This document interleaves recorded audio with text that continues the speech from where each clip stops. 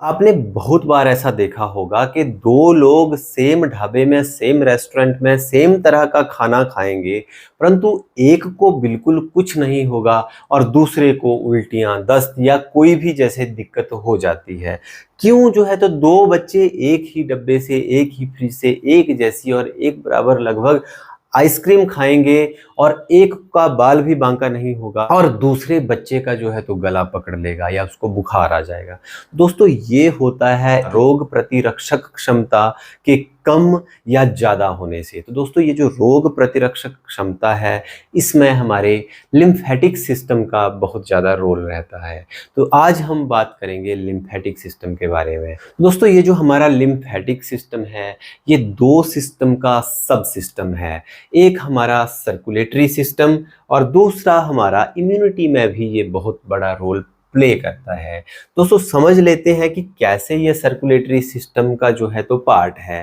तो जैसा कि हमने पिछले वीडियोस में सर्कुलेशन के बारे में समझा था, तो हमने ये समझा था कि कैसे जो है तो हार्ट ब्लड को पूरी बॉडी में पंप करता है और लास्ट में जो है तो हमारी आर्टरीज जो होती हैं सबसे लास्ट ब्रांचेस में, छोटी ब्रांचेस में जो है तो डिवाइड हो जाती है और उनको हम कैपिलरीज बोलते हैं और उन कैपिलरीज में ही जो है तो एक्सचेंज होता है, न्यूट्रिएंट्स ऑक्सीजन दिए जाते हैं और वहाँ से वेस्ट प्रोडक्ट्स जो है तो वापस लिए जाते हैं। तो दोस्तों, ये जो काम होता है ये एंड में बिल्कुल होता है। तो एंड में क्या होता है कि वो जो वेसल्स होती हैं, वो जो ट्यूब्स होती हैं, उनसे ब्लड सेल्स, आरबीसीज बाहर या बड़े बड़े जो भी पार्टिकल्स होंगे वो बाहर नहीं निकलेंगे, परंतु जो फ्लूइड उसके अंदर हो वो लीक हो जाएगा बाहर को। तो जैसे ये लीक हो जाएगा, फिर ये बाहर जाके लीक होके जो है तो वो आदान प्रदान होगा।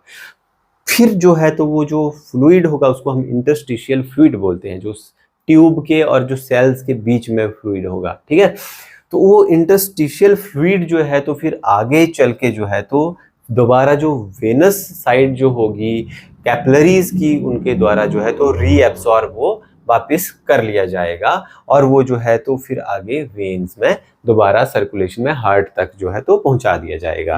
परंतु वेन्स जो है तो उनको पूरा उनमें वो नहीं आता है, उनमें लगभग वो 85% तक आता है। वो जो 15% है वो बाहर उस इंटरस्टिशियल फ्लूइड में ज्यादा रह जाता है, इंटरस्टिशियल फ्लूइड के रूप में।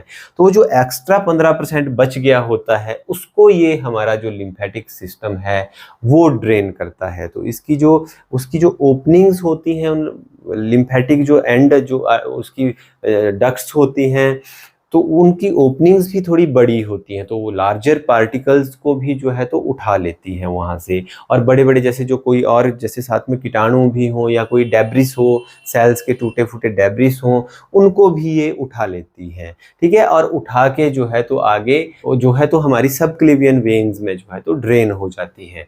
तो वैसे करके जो है तो ये जो 15% का जो बाकी बच गया फ्लूइड, ये और जो बाकी जो हैवी पार्टिकल्स हैं या कोई भी कचरा है या कीटाणु हैं, उनको भी ये सिस्टम जो है तो उठा लेता है। और साथ साथ देखिए, अब ये तो उठा लिया और सर्कुलेशन में डाल दिया, तो ऐसे नहीं डालेगा उसको जो है तो वो इसके साथ साथ वो इम्यून सिस्टम भी डिस्कस तभी तो कर रहे हैं हम लोग कि इसके साथ जो है तो हमारा इम्यून सिस्टम भी इसके साथ एक्टिवेट होगा।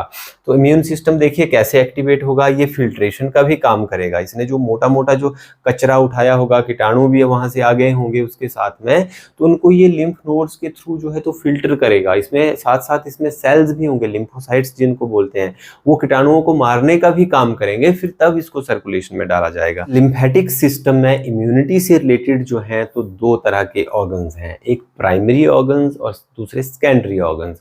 तो प्राइमरी ऑर्गन्स जो होंगे तो वो हैं बोन मैरो। बोन मैरो में जो है तो लिम्फोसाइट्स जो फौजी हैं वो बनेंगे और जो बी लिम्फोसाइट्स होंगे वो मैच्योर भी होंगे, उनकी ट्रेनिंग भी होगी, उनको अपने पराये की जो है तो पहचान बताई जाएगी। नहीं तो अगर वो अपने ही सेल्स को खाने लग जाएंगे, डैमेज करने लग जाएंगे, जैसा कि बहुत सारी बीमारियों में होता है, गठिए में होता है, थायराइड में होता है, बहुत सी बीमारियों में ऐसा होता है कि ये जो है तो गलती से, मिस्टेक से जो है तो अपने ही सेल्स को डैमेज करने लग जाते हैं। तो यहाँ पे बोन मैरो में बनते हैं और बी लिम्फोसाइट्स वहाँ पे मैच्योर भी होते हैं कि वो जो है तो अपने सेल्स को ना खाएं, सिर्फ दुश्मन सेल्स को ही खाएं। और थाइमस ग्लैंड में दूसरा जो है इसका पार्ट थाइमस ग्लैंड है, यहाँ पे भी ये मैच्योर होंगे, पर यहाँ पे टी लिम्फोसाइट्स मैच्योर होंगे, बनेंगे सिर्फ बोन मैरो में ही। और यहाँ से जो है तो थाइमस ग्लैंड में वो ब्लड के थ्रू ट्रेवल हो जाएंगे, और थाइमस ग्लैंड में वो उनकी ट्रेनिंग होगी टी लिम्फोसाइट्स की, और वहाँ पे वो स्टोर भी हो जाएंगे ताकि जरूरत के समय, वो लड़ाई के समय जो है वो जा पाए। ठीक है, तो ये हो गए हमारे प्राइमरी ऑर्गन्स लिम्फेटिक सिस्टम के, इम्यून सिस्टम के। ठीक है, सेकेंडरी ऑर्गन्स जो होंगे तो ये होंगे हमारे लिम्फ नोड्स और स्प्लीन। तो लिम्फ नोड्स जो होंगे तो इस हमारे लिम्फेटिक सिस्टम में जो है तो फिल्टर की तरह होंगे, गांठें होंगी। जैसे ये जो यहाँ से आया कीटाणु भी आए होंगे तो ये गांठें गांठें होंगी, इनके अंदर भी वो फौजी बैठे होंगे, लिम्फोसाइट्स बैठे होंगे, जो कि सीधा का सीधा ही कीटाणु को पूरे को खा जाते हैं। फैगोसाइटोसिस उनके अंदर वो प्रोसेस के थ्रू जो है तो उनको सेल वायरसेस को, बैक्टीरिया को पूरे के पूरे खा जाते हैं, खत्म कर देते हैं। तो जैसा कि आपने देखा भी होगा, अगर किसी की टांग में कहीं इन्फेक्शन है, फोड़ा है, तो टांग के बिल्कुल बेस में इंग्वाइनल रीजन में लिम्फ नोड बड़े बड़े हो जाते हैं, गिल्टी आ जाती है, तो वो लिम्फ नोड्स ही होते हैं। जैसे किसी की छाती जाम है, छाती में कोई मेजर इन्फेक्शन है तो यहाँ पे गिल्टियाँ जाती हैं, सिर में इन्फेक्शन है यहाँ पे गिल्टियाँ जाती हैं, टॉन्सिल्स कईयों के बड़े बड़े हो जाते हैं, टॉन्सिल्स भी लिम्फ नोड्स ही होते हैं। तो वो सारे जो है तो कीटाणुओं को फिल्टर करने के लिए होते हैं, और वहाँ पे जो है तो ये हमारे फौजी जो हैं, टी लिम्फोसाइट्स, बी लिम्फोसाइट्स वहाँ पे छपे होते हैं, और जैसे ही दुश्मन आता है उसको ये पूरे का पूरा खा जाते हैं, निगल जाते हैं। नंबर 2 हमारा स्प्लीन हो गया। स्प्लीन जो है तो सेल्स को स्टोर भी करता है, उन फौजियों को स्टोर भी करता है, और भी सेल्स को करता है, पर अभी हम बहरहाल हम बात कर रहे हैं इम्यून सिस्टम की। तो लिम्फोसाइट्स को, व्हाइट ब्लड सेल्स को स्टोर भी करेगा, और जो बिल्कुल डैमेज्ड होंगे, वॉर्न आउट होंगे, उनको डिस्ट्रॉय भी करेगा, उनको साफ कर देगा।